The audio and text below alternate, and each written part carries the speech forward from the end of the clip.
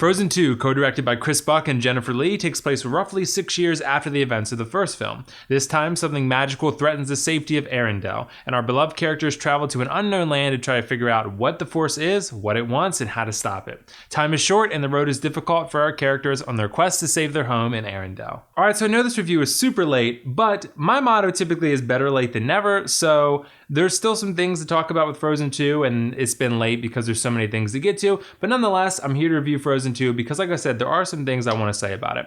So let me first start off by saying that the marketing was kind of not what I expected. It wasn't what I expected because I never really saw a lot of, too much marketing material. I never felt like the trailer showed that much. I didn't feel like I was seeing Frozen 2 plastered everywhere. Nothing like that. My guess would be that Disney felt the Frozen franchise kind of markets itself after the success of the first Frozen film, so they just thought, no need to go all out with the trailers and the TV spots and such, because people are going to see Frozen 2 because people love Frozen 1. And it looks like they were right, considering the box office success the film has experienced, but I'm going to say for myself, I liked Frozen 2 not as much as the first one because I do feel there are some structural problems with it, but I think it's a good film and mostly satisfying in what it offers. I'm happy that it exists, let's say that. Let's start with a few issues I have with it though. My first problem is that the film almost is too ambitious in what it's trying to accomplish. I think that the pacing definitely suffers because this is a kids film first and foremost, and you always have that pressure to keep the runtime of a kids film under 2 hours so you can actually, keep kids' attention. There's a lot going on with the subplots for each character, and it all begins to get lost in the shuffle a bit when there's so much happening so quickly. Part of the film feels rushed, like we're kind of rushing to get to the next big animated action set piece. Instead of spending more downtime with the characters to get a better idea of where they are 6 years later, there's like a forest catching on fire or something along those lines that's intended to create some, drama and tension and less intimacy and just more action. I get it's a kids film and it's got to be exciting, but I do feel a better balance could have been struck for this specific film. I think that mostly boils down to how ambitious the film is and also how constrained it is in terms of its runtime limitations. My second issue kind of ties in with the first. I really like the music in the Frozen films. It's great in both of them, and in this one I'd say it's probably even better, which is a bold statement. There's not a song as good as Let It Go, but there are some really good ones in there thrown in.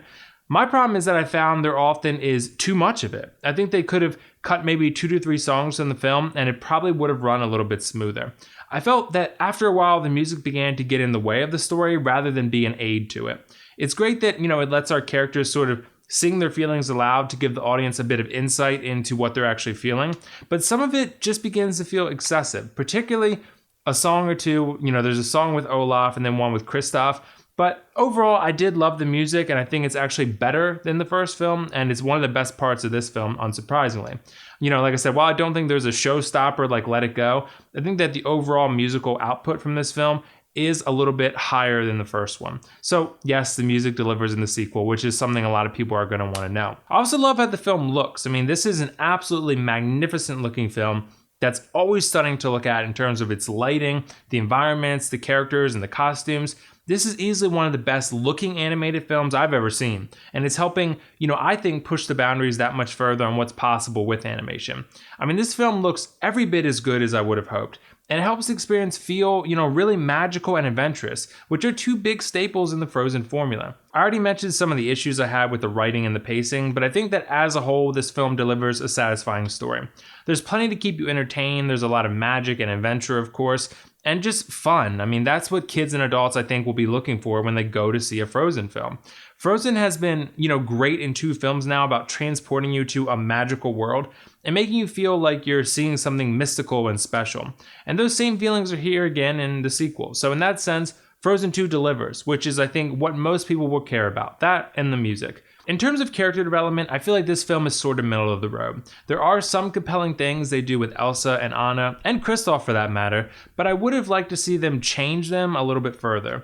Elsa probably experiences the most growth of any of the main cast, but I think we learn a little bit more than we did from the first film about each of them in a way that will satisfy most viewers.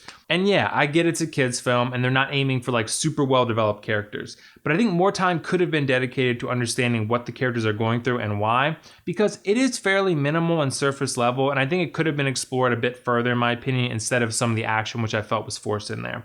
But ultimately, I think there's only so much you can really say about a non-spoiler review of Frozen. Is it magical and full of good music? Yeah. Is it fun and exciting? Yeah, it is. Is it as good as the first? No, because that's a pretty high bar considering how great the first one was and how much of a cultural phenomenon it became. I still think it's a satisfying sequel, albeit with some structural problems that most likely stem from too much ambition. As for the pros cons, for the pros, I think Frozen 2 delivers outstanding visuals, even better music than the first, and plenty of magic and adventure. As for the cons, I'd say the pacing isn't always ideal, and there's actually too much music. I'm going to give Frozen 2 an 8 out of 10 and recommend you check it out in theaters if you still can, if you like the first or you're just looking for a good animated film. It helps if you've seen the first, but I don't think it's a deal breaker if you haven't. So did you guys see Frozen 2 yet? What did you think of it? And if not, let me know why not. Also, let me know your thoughts on Frozen 1. For me, it's a great animated film, one of my favorites probably, but I'd love to hear your thoughts on it because I do feel like people are kind of split on it. Some people really like Frozen a lot, other people think it's overrated. So I want to hear what you guys have to say about that. Either way, this is WillFoxification signing off. See you in the next video.